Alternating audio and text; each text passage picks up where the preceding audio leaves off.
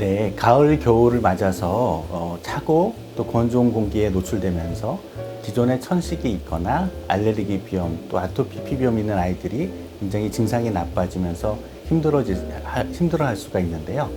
특히 천식이나 알레르기 비염은 찬 공기 또 건조한 공기에 반응을 많이 하기 때문에 요즘 같은 시대에는 갑자기 찬 공기에 노출될 때는 마스크를 좀 잘 하고 다니면 그런 증상을 조금 줄일 수가 있습니다. 실제로 요즘에 코로나 덕분이라고 해야 될지 마스크를 잘 쓰고 다니니까 기존에 있었던 비염 증상이 굉장히 좋아졌다라고 하는 분들이 굉장히 많이 계시거든요.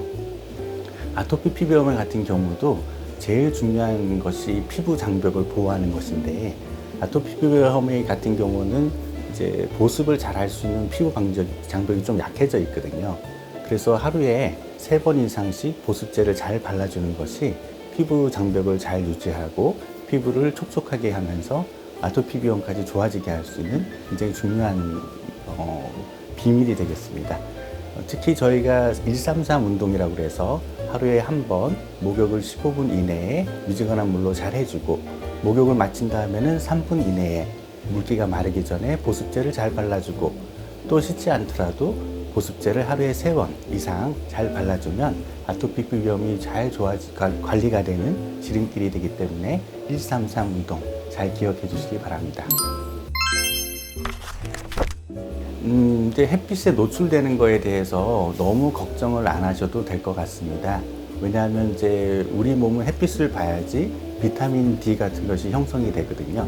하지만 이제 너무 과도한 노출이 되면 피부에 자극이 될 수 있으니까 자외선 차단제를 잘 적절하게 해주시는 게 좋을 것 같고, 그래서 이제 햇빛에 노출되는 것에 대해서는 너무 걱정 안 하셔도 되고, 자외선 차단제 잘 바르시면서 일광욕을 조금 즐기시는 것도 좋을 것 같습니다. 네, 좋은 질문 해주셨는데요. 아토피 피부염을 악화시키는 중요한 인자 중에 하나가 땀입니다. 땀이 피부를 자극해서 아토피 비염을 악화시킬 수 있기 때문에 여름철에서 굉장히 악화시키는 요인으로 되지만, 겨울에도 여러 가지 상황에서 땀이 나올 수가 있죠.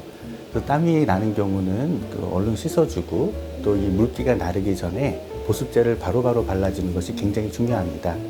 그리고 보습제 같은 경우 이제 땀이 많이 나는 여름에는 로션 타입으로 좀 시원하면서도 보습이 잘 될 수 있는 걸 하시는 게 좋고, 겨울철은 상대적으로 건조해지기 때문에 조금 더 찐득찐득한 한식으로 할 수 있고, 크림형으로 되어 있는 것은 사시사철로 잘 쓸 수가 있습니다.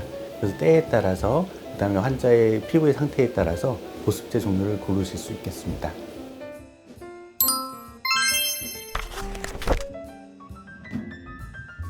중요한 얘기를 해주신 것 같습니다. 코로나19 시대에 있어서 제일 중요한 것은 받던 치료를 지속적으로 잘 받자입니다.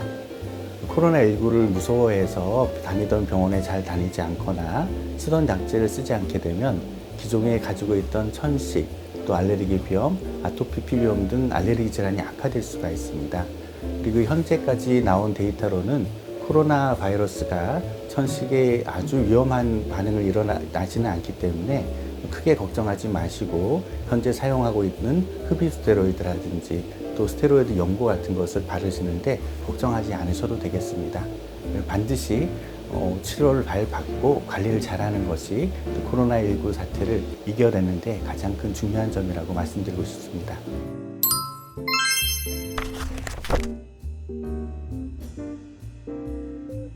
알레르기 질환의 대부분의 경우는 특히 천식, 알레르기 비염, 아토피 피부염 같은 경우는 대표적인 만성질환입니다. 만성질환이라고 하면 흔히 생각할 수 있는 것이 당뇨병, 고혈압 같은 건데, 이게 한 번 생기면 없어지지 않잖아요. 천식과 아토피 피부염, 알레르기 비염도 이와 비슷하다고 생각하시면 됩니다. 하지만 어렸을 때 생기는 소아천식, 또 소아 아토피 피부염 같은 경우는 크면서 점점 좋아지는 경우가 굉장히 많습니다. 특히 소아천식의 같은 경우는 고등학생 정도 되면 절반 정도가 저절로 나을 수가 있거든요.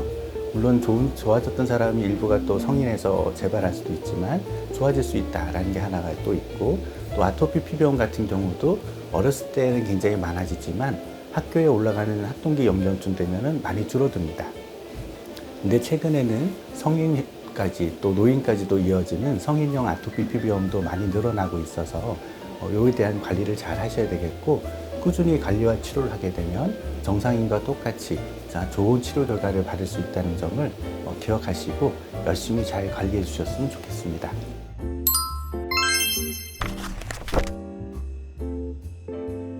그 치료에 대해서 있어서는 제일 중요한 것이 매일매일 잘 관리하자입니다.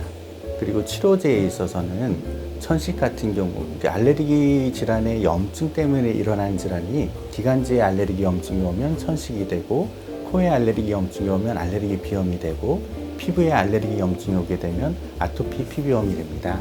이러한 알레르기 염증을 가장 잘 조절할 수 있는 것이 스테로이드인데, 먹는 스테로이드를 먹으면 너무 부작용이 많기 때문에 옛날부터 스테로이드 포비아라고 그래서 전 세계적으로 스테로이드는 너무 무서워하죠.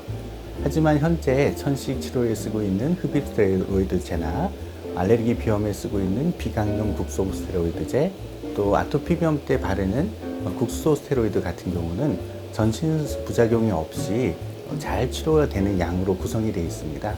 따라서 굉장히 스테로이드 쓰는 것에 대해서 너무 걱정하지 마시고, 알레르기 전문가의 처방에 맞게 약을 쓰시면 치료 효과는 굉장히 높고 부작용 없이 잘 관리할 수 있으니 여기에 유념해 주시고 잘 관리하셨으면 좋겠습니다.